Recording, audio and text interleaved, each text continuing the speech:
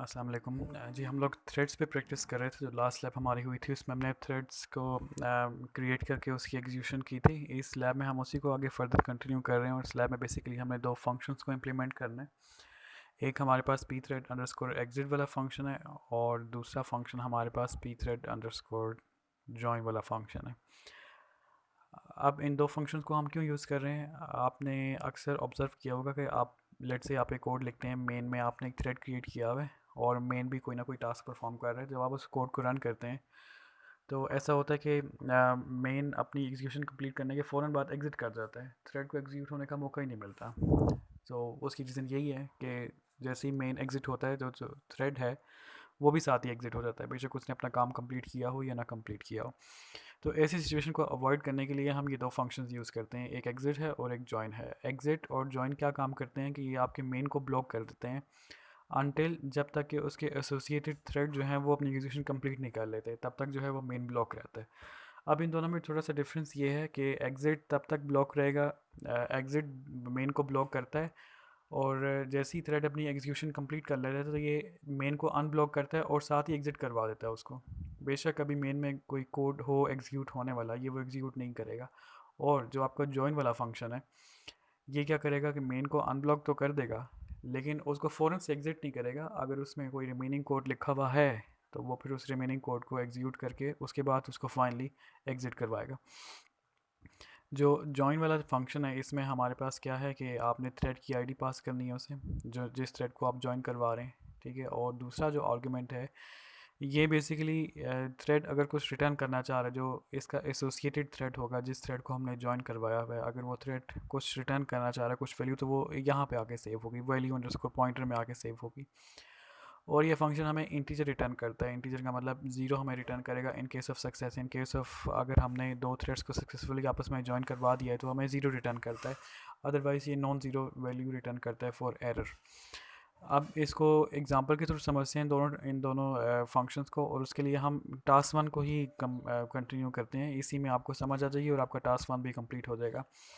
अब इस टास्क को मैंने अपने पास इम्प्लीमेंट कर लिए विजुअल स्टूडियो में, तो विजुअल स्टूडियो से ही इसे समझ लेते हैं। मैंने वी एस यूज़ किया है, आप कोई और आई डी यूज़ कर सकते हैं। वी एस में हमारे पास ये आसानी होती है कि आपको वो सारी फॉर्मेटिंग वगैरह आप इजीली इसमें कर सकते हैं। अब इस फंक्शन में हो क्या रहा है, इस थ्रेड वाले फंक्शन में क्या हो रहा है कि जस्ट 5 टाइम्स वो प्रिंट कर रहा है I am a thread function. और मेन क्या काम कर रहा है, मेन एक थ्रेड क्रिएट करता है, यहाँ पे इसने थ्रेड क्रिएट किया है और थ्रेड क्रिएट करने के बाद उसने 5 टाइम्स प्रिंट की है I am a main function. तो दोनों में थ्रेड मेन में भी प्रिंटिंग का काम हो रहा है और थ्रेड के फंक्शन में भी प्रिंटिंग का काम हो रहा है। अब हम इसकी क्या आउटपुट एक्सपेक्ट कर रहे हैं? अभी हमें इसमें कोई जॉइन वगैरह नहीं लगाया, कोई एग्जिट वाला फंक्शन कॉल नहीं किया भाई, ये सिंपल एक थ्रेड क्रिएट हो रहा है और दोनों में मेन में भी और थ्रेड में भी कुछ प्रिंटिंग वाला काम हो रहा है। तो हम इसकी क्या आउटपुट एक्सपेक्ट कर रहे हैं? हम ये एक्सपेक्ट कर रहे हैं कि जब ये हम इसे रन करेंगे तो 5 टाइम्स मेन फंक्शन प्रिंट होना चाहिए और 5 टाइम्स जो है वो I am a thread function ये लिखा होना चाहिए कंसोल पे। आइडियली ये होना चाहिए, लेकिन चेक करते हैं कि वाकई ऐसा है। इसको जब आप रन करेंगे तो यूबंटू जो है उसका मैं सेटअप इंस्टॉल करूँ, जो यूबंटू फॉर विंडोज़ सेटअप है वो मैंने इंस्टॉल किया है अपने पास। मैंने इस कोड को कंपाइल करके रन किया है एंड ऑलवेज़ रिमेंबर कि आपने माइनस पी थ्रेड लिखना होता है जब भी आप इसे कंपाइल कर रहे होंगे आप। अब जब मैंने इसे कंपाइल किया है तो आप देख रहे हैं कि I am a main function just यही 5 टाइम्स लिखा हुआ आया है, जो I am a thread function है वो लिखा हुआ आया ही नहीं है, ठीक है। यानी ये वाला जो फंक्शन है ये एग्जीक्यूट हुआ ही नहीं है। और इसकी रीज़न यही है कि मेन ने जैसे ही अपना काम कंप्लीट किया और वो एग्जिट कर गया, रिटर्न कर गया, और उसने वेट ही नहीं किया कि उसका जो एसोसिएटेड थ्रेड था वो भी अपना काम कंप्लीट करे, उसने इस चीज़ का वेट नहीं किया। तो अब मैनुअल ओपन करके देखते हैं कि उसमें उसने क्या चेंजेस हमें करने के लिए कहे हैं। इसमें ये 4 मॉडिफिकेशंस आपने इस कोड में करनी है और चारों मॉडिफिकेशन के बाद आपने इस कोड को, इसकी आउटपुट को ऑब्जर्व करना है। पहली मॉडिफिकेशन क्या है कि add P thread underscore exit before the return zero. तो रिटर्न ज़ीरो पे आपने ये फंक्शन कॉल करना है। यहाँ पे रिटर्न ज़ीरो से पहले हम ये फंक्शन कॉल करते हैं और इसकी आउटपुट को ऑब्जर्व करते हैं। अब हम वैसे पहले डिस्कस कर लेते हैं कि इसकी आउटपुट होगी क्या। क्या हम इसकी आउटपुट एक्सपेक्ट कर रहे हैं? अब हमने पी थ्रेड अंडरस्कोर एग्जिट लिखा है, तो अब क्या होगा कि मेन जैसे ही अपनी फंक्शनलिटी कंप्लीट करेगा, I am a main function उसने 5 टाइम्स प्रिंट कर दिया है, तो अब ये वाली लाइन उसे ब्लॉक कर देगी अनटिल और अनलेस जब तक ये वाला फंक्शन कंप्लीट नहीं हो जाता। जैसे ही वो वाला फंक्शन कंप्लीट होगा उसके बाद दोबारा यहाँ से वो मेन अनब्लॉक होगा और उसके बाद कुछ भी नहीं लिखा हुआ, और हमारा जो कोड है वो एग्ज़िट कर जाएगा। यानी अब मुझे 5 टाइम्स जो है वो I am a main function और 5 times I am a third function, ये दोनों लिखे हुए नज़र आने चाहिए कंसोल पे। इसको सेव करते हैं, इसको रन करें आप। इसको मैं दोबारा से कंपाइल कर रहा हूँ, इसको रन करते हैं, और अब आप देख रहे हैं कि एग्जैक्टली जो हम एक्सपेक्ट कर रहे थे वही आउटपुट अभी ये शो कर रहा है। तो एग्ज़िट लगाने का ये फ़ायदा होता है हमें कि मेन जो है वो ब्लॉक पे जाता है, तब तक ब्लॉक पे लगा रहता है जब तक कि उसके एसोसिएटेड थ्रेड जो होते हैं वो अपनी फंक्शनलिटी कंप्लीट नहीं कर लेते। मैनुअल में नेक्स्ट लिखा हुआ है कि आपने इसी फंक्शन को बिफोर द लूप लगा के चेक करें, फिर आप ऑब्जर्व करें कि इसकी आउटपुट क्या होती है। तो मैं यहाँ से इसे कमेंट कर देता हूँ, और बिफोर द लूप यानी ये मेरे पास लूप लगा हुआ है, और इससे पहले मैं ये फंक्शन कॉल करता हूँ। तो अब मैं क्या एक्सपेक्ट कर रहा हूँ, अब इसकी आउटपुट क्या होनी चाहिए। अब मेन से एग्जीक्यूशन स्टार्ट होगी, थ्रेड क्रिएट होगा, लिखा हुआ आएगा थ्रेड क्रिएटेड सक्सेसफुली, और उसके फ़ौरन बाद ये ब्लॉक पे चला जाएगा, इस लाइन से ये ब्लॉक पे चला जाएगा, इस ब्लॉक पे चला जाएगा, और थ्रेड की एग्जीक्यूशन स्टार्ट हो जाएगी। तो मेरे पास 5 टाइम्स लिखा होना चाहिए I am a thread function. जैसे ही थ्रेड ने अपनी फंक्शनलिटी कंप्लीट कर ली, तो अब ये मेन जो है वो अनब्लॉक होगा। लेकिन मैंने आपको बताया कि एग्जिट वाला फंक्शन मेन को अनब्लॉक करने के बाद उसको फ़ौरन एग्जिट करवा देते हैं, बेशक उसमें रिमेनिंग कोड लिखा हुआ हो। अब यहाँ पे ये कोड लिखा हुआ है, इसके एक लूप लगा हुआ है जो इसे एग्जीक्यूट करना चाहिए, लेकिन चूंकि हमने पी थ्रेड अंडरस्कोर एग्जिट लगाया है तो वो इस कोड को एग्जीक्यूट नहीं करेगा, मेन को अनब्लॉक करने के बाद फ़ौरन ही एग्जिट कर देगा। तो इसको चेक करते हैं क्या यही इसकी आउटपुट आ रही है। कोड को सेव करें, अगेन इसको कंपाइल करें, रन करें इसे। तो अब मेरे पास सिर्फ और सिर्फ थ्रेड फंक्शन लिखा हुआ है, जबकि जो मेन वाला जो कोड है वो एग्जीक्यूट नहीं हुआ जैसा कि हम एक्सपेक्ट कर रहे थे। तो इससे हमें पता चल रहा है कि जो पी थ्रेड अंडरस्कोर एग्जिट वाला फंक्शन है वो ना सिर्फ कोड को मेन को ब्लॉक करते हैं, बल्कि उसको अनब्लॉक करने के बाद फ़ौरन बाद उसे एग्जिट भी कर देते हैं। यानी इसने मेन को सिर्फ उतना ब्लॉक किया है, उस टाइम तक ब्लॉक किया है जब तक ये थ्रेड फंक्शन अपनी फंक्शनलिटी कंप्लीट नहीं कर लेता। जैसे ही उसने कंप्लीट किया, इसने मेन को भी एग्जिट कर दिया और सब कुछ एग्जिट कर दिया। अब मैनुअल में आगे देखते हैं उसने आगे क्या कहा हुआ है हमें। अब वो कह रहा है कि आप एग्जिट की जगह जो जॉइन वाला फंक्शन है वो इन्हीं जगहों पे आप लगा के चेक करें कि फिर क्या आउटपुट आती है। तो पहले हम इसी जगह पे फॉर लूप से पहले ही हम एग्जिट वाला फंक्शन कमेंट कर देते हैं, और हम जॉइन वाला फंक्शन जो है वो लगा देते हैं। जॉइन वाला फंक्शन मैंने आपको बताया कि पहला वाला जो इसका आर्गुमेंट है वो थ्रेड की आईडी होती है, जो आप थ्रेड जो आपने क्रिएट किया है जिसको जॉइन करवाना चाह रहे हैं उसकी आईडी यहाँ पे आएगी। और सेकंड आर्गुमेंट, अगर ये वाला फंक्शन, ये थ्रेड फंक्शन अगर तो मुझे कुछ रिटर्न कर रहा होता है, अगर यहाँ पे कुछ रिटर्न लिखा हुआ होता है तो मैं यहाँ पे उसे रिसीव करता है यहाँ पे। लेकिन चूंकि इस केस में ऐसा कोई सिनारियो नहीं है तो हम यहाँ पे नल पास कर रहे हैं, कुछ भी हम एक्सपेक्ट नहीं कर रहे। ठीक है, और इसको रन करके देखते हैं, इसको सेव करें अगेन। अब पहले डिस्कस कर लेते हैं कि हम इसकी आउटपुट एक्सपेक्ट क्या कर रहे हैं।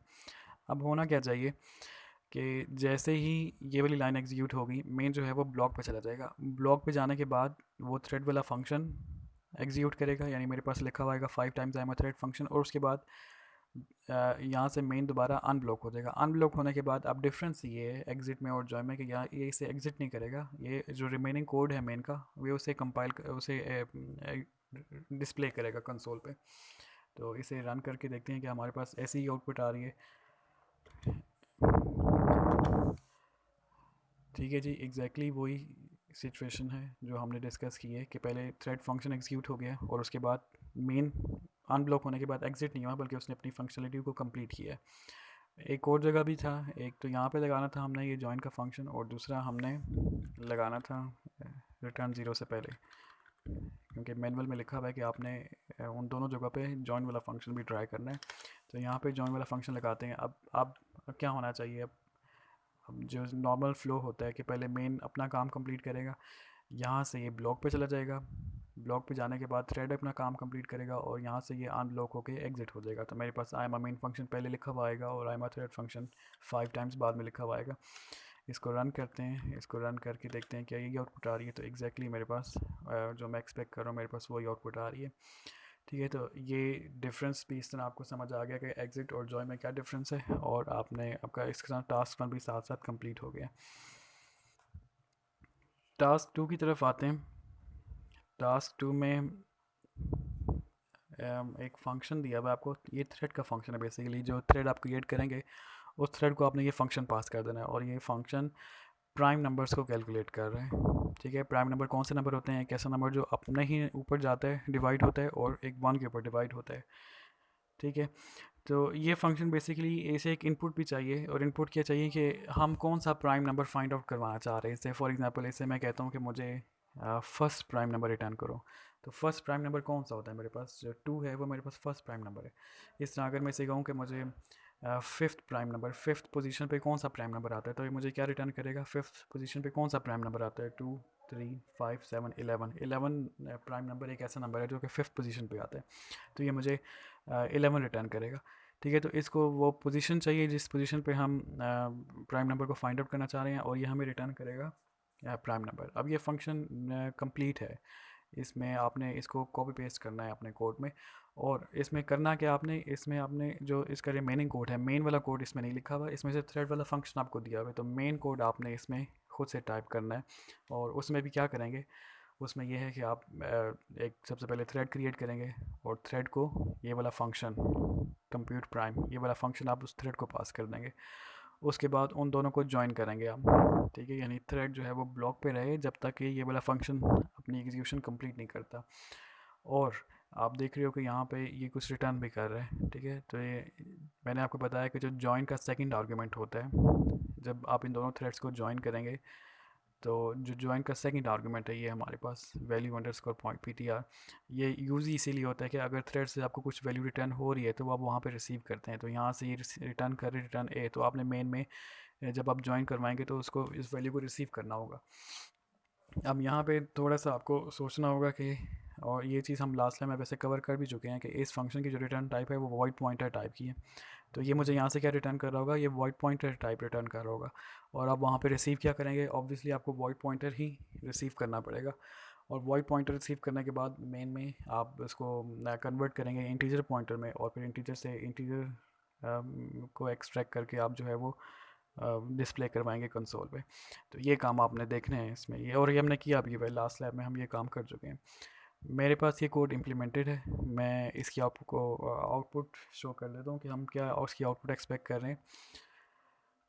ये देख रहे हो कि ये जो प्राइम कैलकुलेट प्राइम वाला फंक्शन है ये एज इट इज़ मैंने लिखा है, और इसके नीचे मैंने अपना मेन का कोड लिखा हुआ है। और मैंने इस मेन के कोड में क्या कहा हुआ है कि मुझे सेवन्थ नंबर पे, ठीक है, जो सेवन्थ पोजीशन है उस पर जो प्राइम नंबर आता है मुझे वो रिटर्न करो।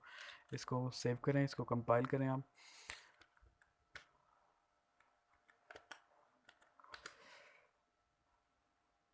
कंपाइल करके इसको रन करेंगे, और सेवन्थ पोजीशन पे मेरे पास जो प्राइम नंबर बनता है वो 17 है। फॉर एग्जांपल अगर मैं से कहता हूँ कि मुझे फिफ्थ नंबर पे, फिफ्थ पोजीशन पे प्राइम नंबर फाइंड आउट करके दो, तो मैं यहाँ पे 5 लिखता हूँ, और मैं यहाँ पे इसको दोबारा से कंपाइल करता हूँ। तो फिफ्थ पोजीशन पे जो प्राइम नंबर बनता है वो 11 है, तो जिसे मुझे 11 रिटर्न करना चाहिए एग्जैक्टली। ठीक है, prime number at position 5 is 11। तो ये इसकी आउटपुट है।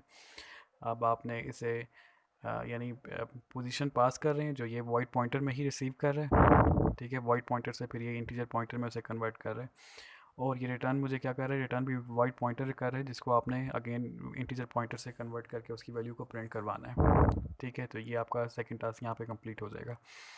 थर्ड टास्क की तरफ आते हैं। थर्ड टास्क में भी आपको कोड गिवन है, और कोड में भी आपने इसका मेन भी गिवन है और उसका थ्रेड फंक्शन भी गिवन है। मेन में हमने क्या काम किया है, दो थ्रेड क्रिएट किए हैं। ठीक है, और दोनों थ्रेड को एक ही फंक्शन, जो एक ही थ्रेड फंक्शन है वो उन्हें पास कर दिया है। ये थ्रेड फंक्शन है जो उन दोनों थ्रेड को दिया हुआ है। अब इस फंक्शन के अंदर क्या हो रहा है, इसमें कोई कम्प्लेक्सिटी नहीं है। आप सिंपल दो वेरिएबल्स आपने बनाए, उनकी वैल्यूज़ को अपडेट कर रहे हैं। ठीक है, तो ये लोकल वेरिएबल है मेरे पास, और ये ग्लोब नाम से एक वेरिएबल है, तो इनकी वैल्यूज़ जो हैं वो अपडेट हो रही हैं इस थ्रेड फंक्शन के अंदर। ठीक है, और मेन में आपने दो थ्रेड फंक्शन क्रिएट करके यही थ्रेड फंक्शन उन दोनों थ्रेड्स को दे दिया, और फिर दोनों थ्रेड्स को ज्वाइन करवा दिए मेन के साथ। इसका क्या मतलब है कि मेन जो है वो होल्ड करेगा, ब्लॉक रहेगा तब तक जब तक कि ये दोनों थ्रेड्स अपनी एग्जीक्यूशन कंप्लीट नहीं कर लेते। अब यहाँ पे एक चीज़ जो देखने वाली है वो ये है कि जो ग्लोब का वेरिएबल है वो स्टैटिक रखा हुआ है मैंने यहाँ पे। इसका स्टैटिक होने का मकसद ये है कि अगर वेरिएबल आपने स्टैटिक रखा है तो उसका मतलब ये होता है कि उसकी इन्फॉर्मेशन जो है, उसकी जो वैल्यू है वो शेयर्ड होगी between all the threads you have created in your program. और यहाँ पे भी ऐसा ही है कि दो थ्रेड्स आपने क्रिएट किए हैं, तो इन दोनों में ग्लोब की जो अपडेटेड वैल्यू है वो रिसीव होगी। फॉर एग्जांपल अगर थ्रेड वन ने इसकी वैल्यू को चेंज किया है, यहाँ पे ये वैल्यू चेंज हो रही है, तो ये अपडेटेड वैल्यू ही थ्रेड टू को भी एक्सेसिबल होगी। तो स्टैटिक का ये फ़ायदा होता है, तो इसलिए आपने इसको स्टैटिक रखा है ग्लोब के वेरिएबल को। अब ये कोड आप अपने पास लिखेंगे, इसको ये कंप्लीट है, इसमें आपने कोई चेंजेस नहीं करने। यहाँ पे ये इसका फ्लो चार्ट दिया बेसिक कोड की एग्जीक्यूशन का समझाने के लिए कि कैसे कोड एग्जीक्यूट हो रहा है। जो चेंजेस आपने करने हैं, जो आपने जो इसको आप मॉडिफाई करके इसकी आउटपुट को ऑब्जर्व करना है बेसिकली, तो वो पहला काम क्या है कि आपने इसकी लूप की वैल्यूज़ को चेंज करना है। पहले 1000 फिर 10,000 और इसकी आउटपुट को ऑब्जर्व करना है, ठीक है। तो ये कोड मेरे पास लिखा हुआ है। अब ये आप चेंजेस इंप्लीमेंट करके इसको खुद से ऑब्जर्व करें, बिल्कुल ऐसे जैसे हमने टास्क 1 में चेंजेस किए हैं फिर उसकी आउटपुट को ऑब्जर्व किया है, तो ऐसे ही आपने इसको भी ये चेंजेस इंप्लीमेंट करने हैं और इसकी आउटपुट को ऑब्जर्व करना है आपने, और ऑब्जर्व करके अपने पास नोट डाउन करते जाएं, ठीक है। और जो सेकंड ये काम करने का कह रहा है, ये कह रहा है कि return the values of local variable from the thread using the second parameter of thread underscore join. इसका मतलब ये है कि जो जॉइन का जो सेकंड पैरामीटर होता है, जॉइन के फंक्शन का जो सेकंड पैरामीटर है, उसको आपने यूटिलाइज़ करना है और थ्रेड से लोकल वेरिएबल को रिटर्न करवाना है। फॉर एग्जांपल मेरे पास ये लोकल वेरिएबल है, ठीक है, ये थ्रेड का ये लोकल जो वेरिएबल है, इसे मैंने रिटर्न करवाना है यहाँ पे, रिटर्न लोकल। अभी जो कोड आपको गिवन है उसमें रिटर्न नल लिखा होगा यहाँ पे, वहाँ पे अभी आपको रिटर्न नल आ रहा होगा, कुछ भी हम लोग यहाँ से रिटर्न नहीं करवा रहे, लेकिन आपने जो चेंजेस करने हैं वो क्या करना है कि यहाँ से रिटर्न लोकल को रिटर्न करवाना है और रिटर्न करवा के मेन में उसको डिस्प्ले करना है आपने। तो ये काम आपने करना है और इसमें एग्जैक्टली वही सेम चीज़ें जो हैं वो आप यूज़ करेंगे कि आपने वॉइड पॉइंटर टाइप का ख्याल रखना है। इसकी जो रिटर्न टाइप है वो वॉइड पॉइंटर है, वॉइड पॉइंटर को आप मेन में कैच करेंगे और फिर उस वॉइड पॉइंटर से आप उसको इंटीजर पॉइंटर में कन्वर्ट करके उसकी वैल्यू एक्सट्रैक्ट करके आप वो डिस्प्ले करेंगे कंसोल पे। तो ये थर्ड टास्क है आपका। बस इसमें ये दो काम ही करना है, एक तो लूप की वैल्यूज़ को चेंज करते रहना है और दूसरा ये लोकल वेरिएबल को रिटर्न करवाना है, उसको मेन में प्रिंट करवाना है। ये तीन सिंपल से टास्क हैं। मोस्टली इनका कोड जो है वो इम्प्लीमेंटेड है आपके पास, आपने चेंजेस को इम्प्लीमेंट करके उसकी आउटपुट को ऑब्जर्व करना है और इसमें आपने सबमिट क्या करवाना है। फॉर एग्जांपल टास्क 1 पे वापस जाते हैं, तो टास्क 1 में आपने ये चेंजेस इंप्लीमेंट किए, इनकी जो आउटपुट आएगी उस आउटपुट की स्नैपशॉट लें और उसके नीचे अपनी डिस्क्रिप्शन लिखेंगे आपने जब ये चेंज किया है तो आपके उसके उसके बाद आपने क्या आउटपुट ऑब्जर्व किया है, ठीक है। वो अपनी वर्डिंग में उसको एक्सप्लेन करें कि क्या आउटपुट आई है। इसी तरह इन चारों को ऐसे ही आप इम्प्लीमेंट करेंगे। जो सेकंड क्वेश्चन है उसमें आपने आउट मेन का कोड लिखना है, ठीक है, तो वो भी वर्ड डॉक्यूमेंट के अंदर ही टास्क 2 की हेडिंग के अंदर आप कोड यहीं पे लिख दें, वर्ड डॉक्यूमेंट के अंदर ही जो मेन वाला कोड है वो लिख दें आप। और थर्ड क्वेश्चन में अगेन आउटपुट ऑब्जर्व करनी है, तो चेंजेस करें, आउटपुट की स्नैपशॉट लें और उसकी जो ऑब्जर्व किया आपने उसको अपनी वर्डिंग में लिखें कि क्या फ़र्क पड़ा है चेंज करने से, और ये वर्ड डॉक्यूमेंट पे साथ साथ लिखते जाएं। इस लैब की सबमिशन में आपने वर्ड डॉक्यूमेंट को सबमिट करवाना है कैनवस के ऊपर, ठीक है जी।